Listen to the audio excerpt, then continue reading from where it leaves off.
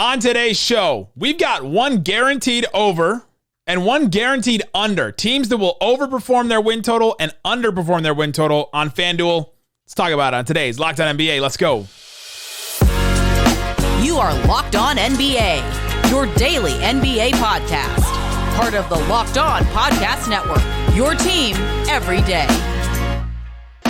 And welcome. You are locked on to the NBA. My name is Nick Angstadt, host of the Locked On Mavericks podcast. Thanks for being part of the show, making Locked On NBA your first listen every day. Be an everydayer. Subscribe, follow for free. Just search Locked On NBA wherever you get your podcasts or on YouTube. But the best way you can help us grow the show is to listen every day and to comment anything below. Let us know who's a team that's a guaranteed over and a team that's a guaranteed under from their win totals on FanDuel. Go check it out there. Joining me, as always, on a Thursday, host of Locked On Bulls. What you got for me, Pat the Designer? A lot of math involved in this whole over. There was math today. The prep involved some math. Talking sports.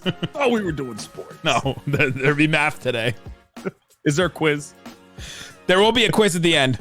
Dang it! It's called Count It Up, where there's more math. More math. We'll do Count It Up at the end, where we talk about the most interesting, fun things in the NBA, including our own Keith Pompey reports that James Harden has expressed interest in playing in China. When will that happen? Stephen A. Smith and Lonzo Ball are beefing about knees. Steven Adams just admitted that he stumbled into the NBA. We'll talk about all that later, but let's start here. FanDuel has their win totals up for pretty much every team. I don't think they have Portland, right? No, they don't have Portland, which, hey, everybody look at their clocks, look at their watches. Yeah, still waiting on the Dame trade. When is Dame time coming? We need it for Locked On NBA. They're in reverse time right now. They don't have Portland. They do have Miami, but they're still holding up on some of those. But they've got every other team. And how this works is they'll basically, let's say the Atlanta Hawks, their win total over-under is 41.5. So if you think that they're going to win 42 games or more than 42 games, you take the over. If you think they're going to win 41 games or 40 games or less than that even, go take the under. So we're going to give you one guaranteed over and one guaranteed under each. All right. I'm going to start this show in a way that Locked On NBA probably hasn't started in a long time. I'm giving you my under or my one over, and this is a team that we probably never talk about here. The Indiana Pacers. I'm with you. 38.5 on FanDuel. They won 35 games last year.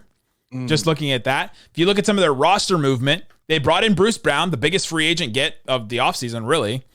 Obi Toppin comes over from the Knicks. Maybe he'll have a better spot. Maybe Carlisle knows how to use him a little bit better. He learned how to use Dwight Powell. If he can learn how to use Dwight Powell, I think he can figure out Obi Toppin.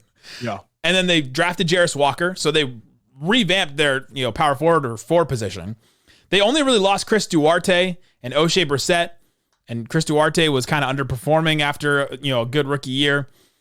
And I think this team can easily get, what do they have to get, 4 more wins than last year? There's a couple things that really make me think that. Tyrese Haliburton, he's playing on Team USA right now. He only played 56 games last year. He plays 10 more games. That might be 3 or 4 more wins for him right there. And if he takes another step, I think this team is primed to do what OKC did last year and just go 40-42. And if they do that, then they hit this over by a couple of games. No, I think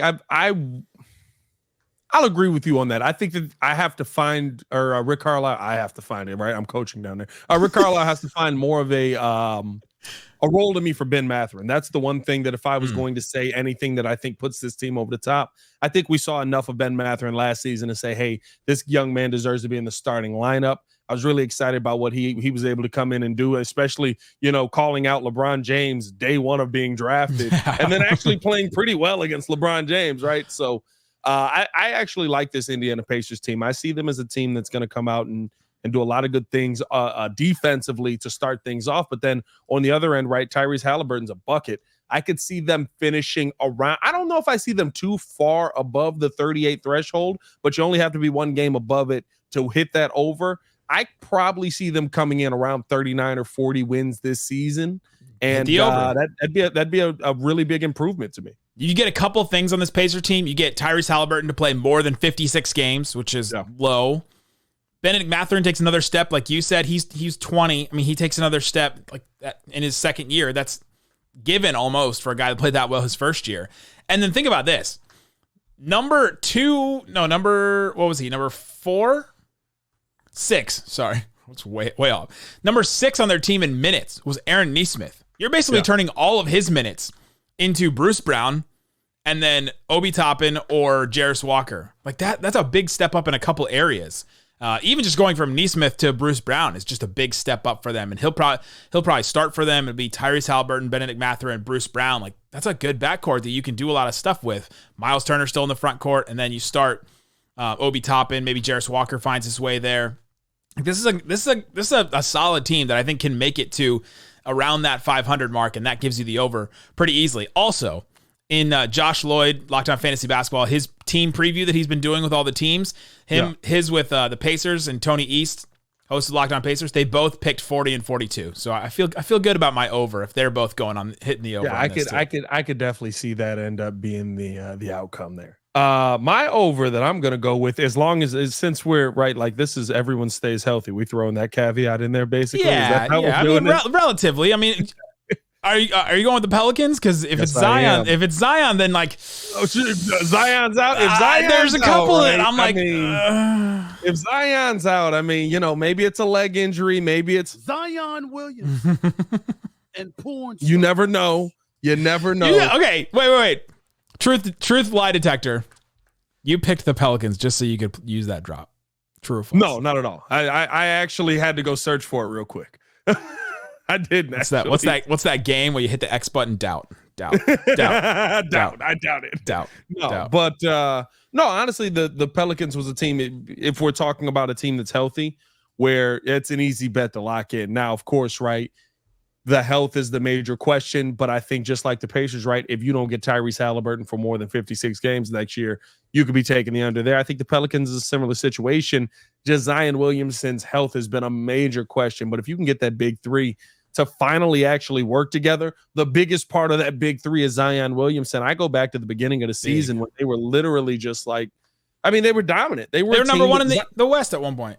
Yeah, like they were a dominant team. Zion Williamson couldn't be slowed down or stopped. I think there's going to have to be some pivots to his game. But if we're going everybody in a relatively healthy world, I really think the Pelicans are the easiest bet to take, because I think with Zion Williamson that's a 50-win team, possibly a 50-plus win team with how strong he was with how efficient he was last season. Their FanDuel over-under is 44.5. They won 42 games last year. And to your point, Zion only played 29 games. But the thing that actually stands out the most to me, they only got 45 games of Brandon Ingram. Yeah. Right? Like, you could almost get 40 more games of Brandon Ingram if he's healthy, right? Like, yeah, and get the over there. That's a ton of basketball. So if they get him even healthy, he's playing on Team USA right now. It seems like he's, doing all right health-wise, so if he's healthy, and they have a bunch of breakout guys, like guys that could even take another step up. I mean, Trey Murphy III, people have talked about a lot. You've got Najee Marshall, maybe Jose Alvarado, maybe Dyson Daniels playing with Team Australia in FIBA right now. Herb Jones could take another step. Like they've got some guys that could even take another step forward and be really good for them. And so, yeah, I think it's a good one. I'm just so worried about like the injury problems for this team. The injury concern's major. The injury concerns is the biggest one. I guess if I was going to give you guys another one where maybe less injury is a major concern, although you never know with my Bulls. The Bulls would be one that I would say. I thought you were going to take this one for sure. I felt like, it's too homer to go Bulls every time. Yep. You know what I mean? Then I'll give the case for you. Their over-under is 36.5. Yeah, like, they'll win more games than that. That's so low. What did they win last year? 40. They won 40 last year. They didn't change that much. No, and I think they addressed the things that we all looked at, right? Like flash and shine is what the teams that we sit there and we go, they're going to be great next season. And it almost never works. The Bulls literally we've got a team that struggles at the point guard position defensively and facilitating wise, and we need better three-point shooting. They went out and got Torrey Craig, who was a phenomenal three-point shooter last season, and Javon Carter, who was a phenomenal three-point shooter last season. Oh, by the way, both of them are really good defenders. Yeah, they did have a very healthy year last year. You got 74 games of DeRozan, 77 of Zach LaVine, 82 from Vooch, 82 of Patrick Williams, which you have not seen very much. So maybe they're expecting some regression from some of those guys, but 36.5. I feel like for the Bulls should hit the over on that. For less than 36 wins, Zach LaVine has to like fall off the face of the earth.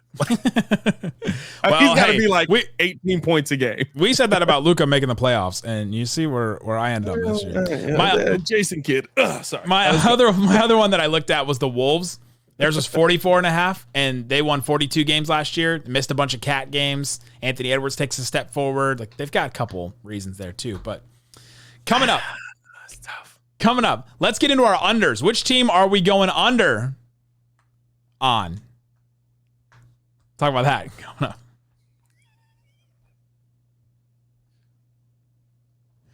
But before we do that, let me tell you about Ibotta. There's so many ways I could have phrased that.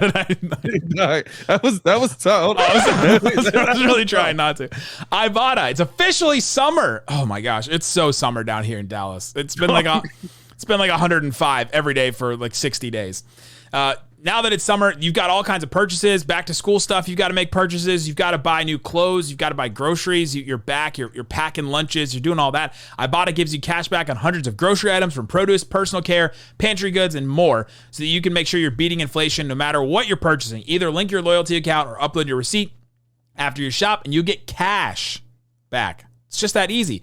Other apps will give you points that don't really amount to much, but Ibotta will give you real cash back. You can take that cash out to your bank, PayPal, or gift cards, however you like it. Again, go to Ibotta, IBOTTA. They have a ton of different stores you can use: Lowe's, Macy's, Sephora, Best Buy, tons of stuff like that. Again, Ibotta is offering our listeners $5 for just trying it by using the code LOCKED when you register. Go to the App Store, Google Play, use the code LOCKED. That's IBOTTA, Ibotta, IBOTTA, Google Play, App Store, promo code LOCKED.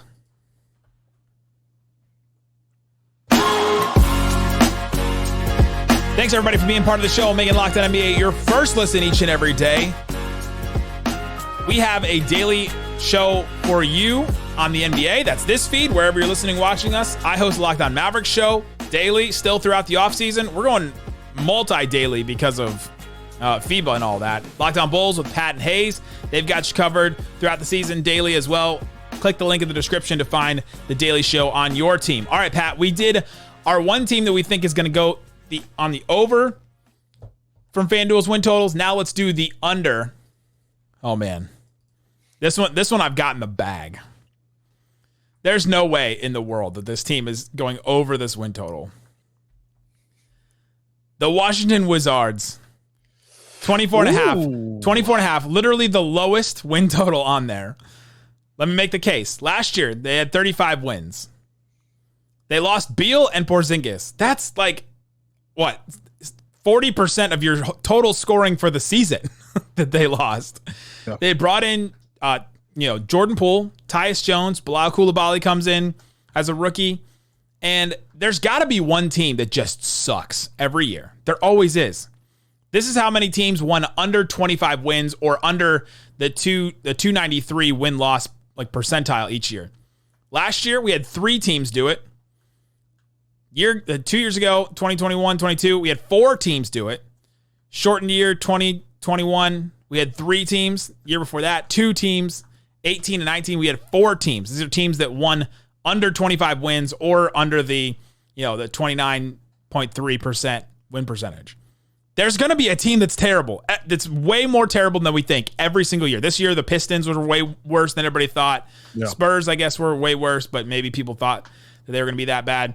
This year, it's going to be the Pistons because I think they want to be that, and I think they're designed to be that. And you look at their starting lineup, and you're like, okay, I can kind of talk about it. It's Tyus Jones, Jordan Poole, Denny Avdia, Kyle Kuzma, Daniel Gafford. You're like, okay, that's like fine.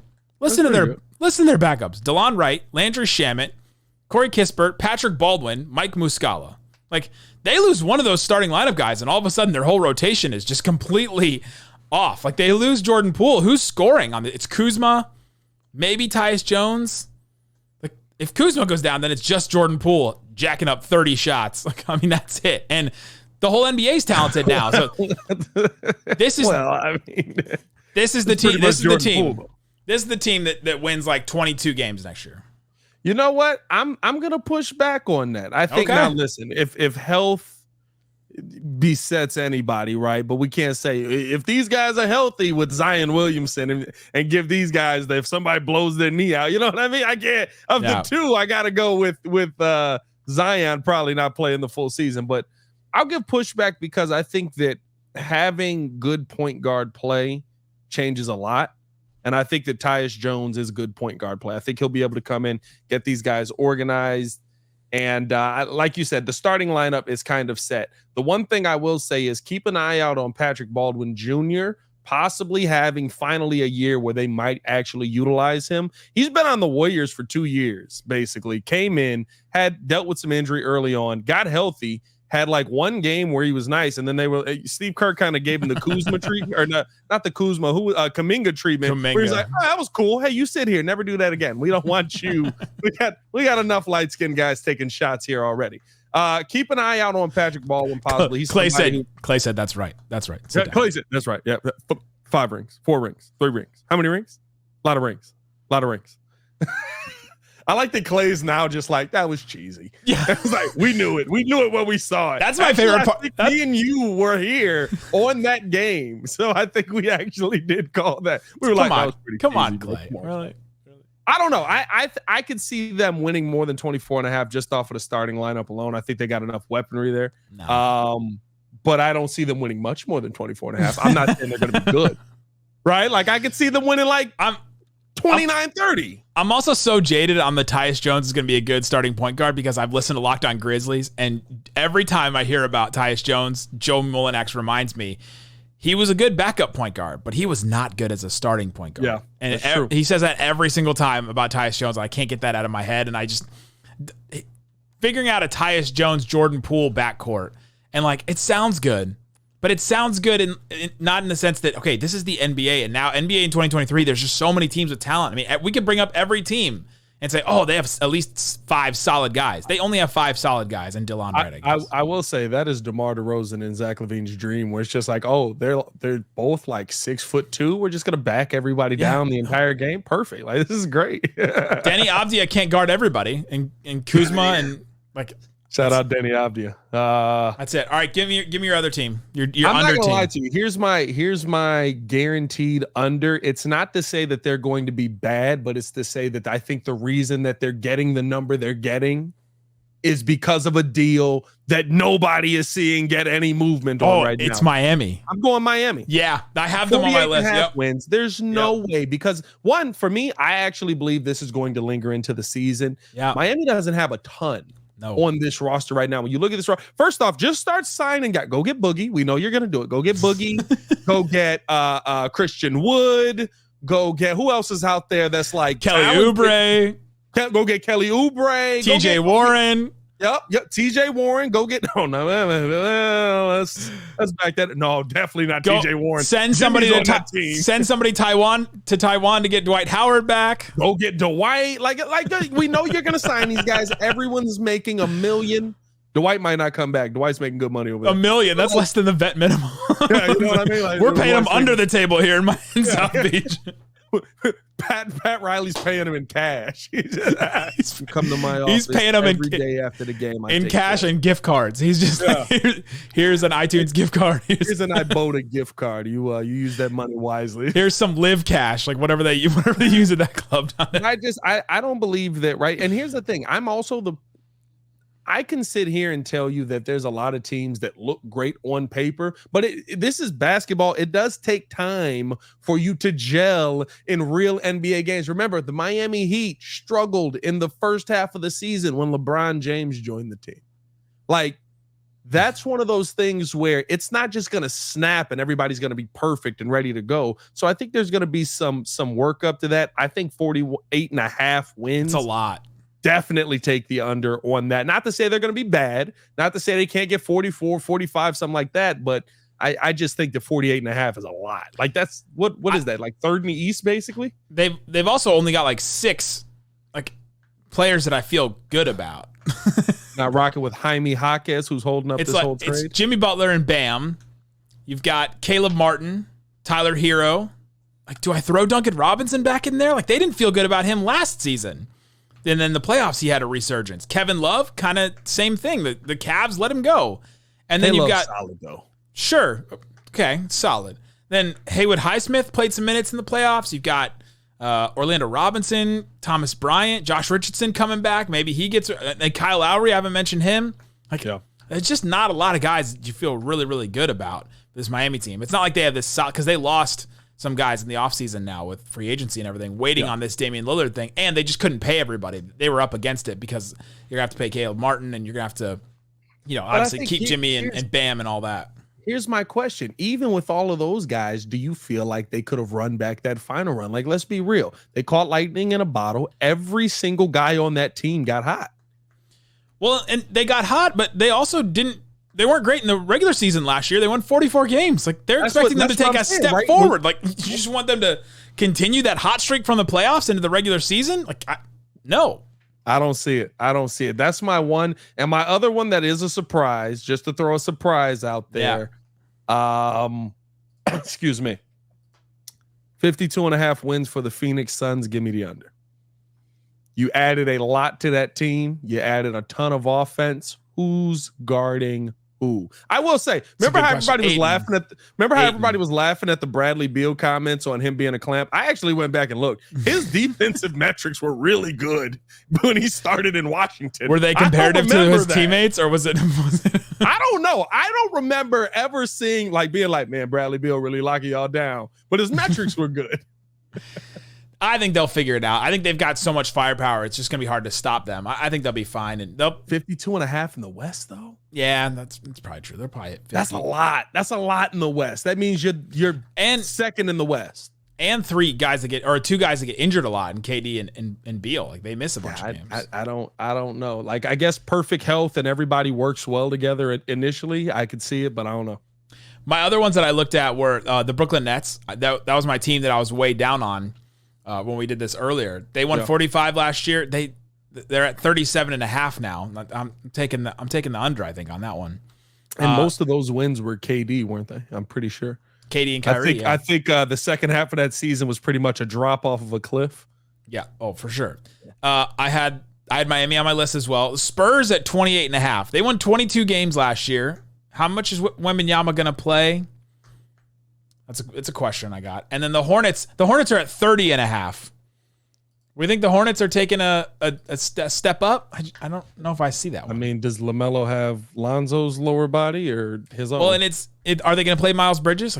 Probably now. Yeah, but they're going to play Miles Bridges. I can guarantee you that. Listen, this is sports. Is he talented? Yeah, that's all they care about at the end of the day. Well, and what do? They don't even have PJ Washington signed back, so we'll see what happens with them. But there you go. Those are our guaranteed unders. Coming up, let's play where we count out the most interesting, fun things in the NBA, including James Harden, Stephen A. Smith and Lonzo, Steven Adams. Talk about that coming up. Yeah.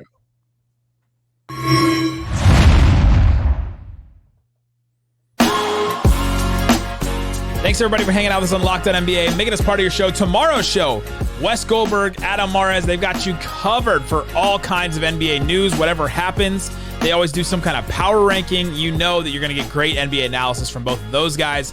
Love it. Of course, if a Dame Lillard trade happens, you've got the Miami Heat guy in Wes Goldberg to take over that one. So check back in tomorrow and every day here on Locked On NBA. For now, though, let's play Count It Up, Count It Up, Count It Up, Count It. Where we count out the most interesting, fun things in the NBA. Our own Keith Pompey of Locked On Sixers and the Philly Inquirer reported James Harden has expressed interest in playing in China. We joked about this last week, but my question to you is, Count it up. When will James Harden play in China? Pick the season. Next year. The 2023-24 season or 2024-25? 24-25. 24-25. So after this upcoming year. After this upcoming year. I think that for me, listen, I'm dying here. We're into next year. The guy that led the NBA in assists last season is playing in China a year from now. You want to know why, though? Because let's not pretend like we haven't seen the league blackball people. And when you do things like this repeatedly, guess what? All of a sudden, Ennis Freedom is just. Well, I mean, I wasn't even talking about him. I mean, realistically, though, if we're being 100% honest, right? Carmelo Anthony, everybody said he can't play anymore. And then he came back to the Blazers and was like, I'll just exist here for a while. And every now and then he'd be like, oh, I'm still Melo, by the way. Like, I just play a backup role, or I play the power forward role over here. Like, there are times where players just end up getting blackballed and they end up missing time. I think that could absolutely happen to James Harden. I don't think there's a team, maybe Houston takes a desperation swing at him after this year, but you can tell based on this offseason, nobody wants to touch him with a 30-foot pipe. Oh, what? Excuse me. Give him. He's got 3 more years in the NBA. He'll do this whole thing where he'll play this year for the Sixers or whatever. He'll get like a 2-year deal or a 2+1 with like a team option at the end. It's a bigger deal than anybody expects. And then he'll go over and play a year in China after that.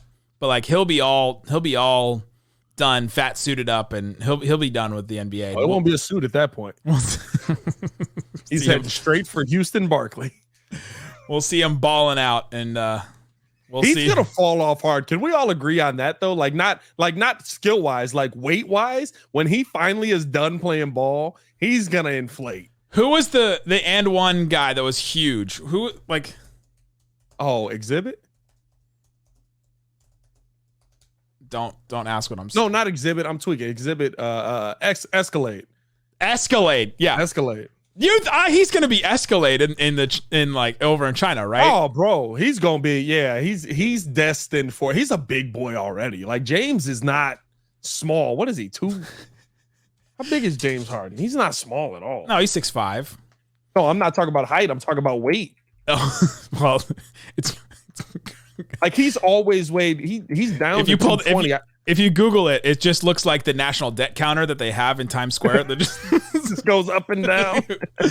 By the way, Escalade, Troy Jackson, he was 6'10", 375.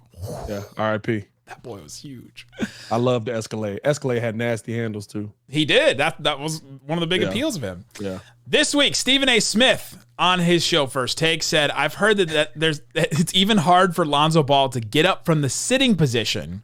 Lonzo Ball then responded with a video of him standing and sitting off of his injured leg, just off one leg, standing and sitting repeatedly.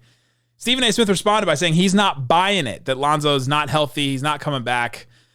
It's also been reported that Lonzo will miss all of next season. Stephen A. Smith isn't buying this. Count it up. Are you buying that Lonzo can come back? Lonzo's not coming back. The one thing that I did want to check on was, what did AK say? AK said he's missing the season. Lonzo also said Lonzo on the podcast said he's missing the year, right? And I say this to say, when AK started his conversation, I want to say it was last year with Lonzo, he said we expect Lonzo back next year. And me and Hayes were like, oh, like next season. No. He meant like next year. 2024? Yeah, he meant a whole different thing. So then we were like, oh, wait a minute. Was he trying to get over on us and like tell us next year? So we're like calendar year? Because he's technically right. That he could come back and Lonzo ended up missing all of 23, and now he's possibly gonna miss all of 24, right? So he knows how to play the speaking game. I'm not buying it either. And listen, I've said this multiple times. I don't like how Stephen A. Smith moved the goalpost on this, because what he said, Lonzo responded to it. He said he has discomfort standing and sitting every time he does it. Lonzo did it multiple times. Now, when the camera cut off, I don't know if he was like doing the Peter Griffin, like he had to jump in the pool right after that. I don't know if that happened. But then Stephen A. comes back today with you're not going to play basketball. That wasn't your original argument. He was answering the argument, and all he said was, I'll be back. He didn't say, I'll be back tomorrow. Or with weapons. And listen, we get it. And I love Stephen A. I really do. I'm a Stephen A. fan. But, dog, just because you cracked your knee don't mean that you have to bring it up every time there's a knee injury. And people question your basketball acumen. Last one. This week on the JJ Redick podcast, Steven Adams admitted that he had never really had basketball dreams. He was just kind of offered a scholarship. And then after 1 year at Pitt, where, as according to him, he averaged 6 and 6, he actually averaged 7 and 6. I want to be on the record and confirm 7 and 6. 7 and 6. he just threw his name into the draft pool, and he ended up being drafted 12th. And Rick Carlisle was the only person in the draft, the draft prep that actually went up to him and said, "Hey, you only averaged 7 and 6 last year. Why are you in the draft pool?"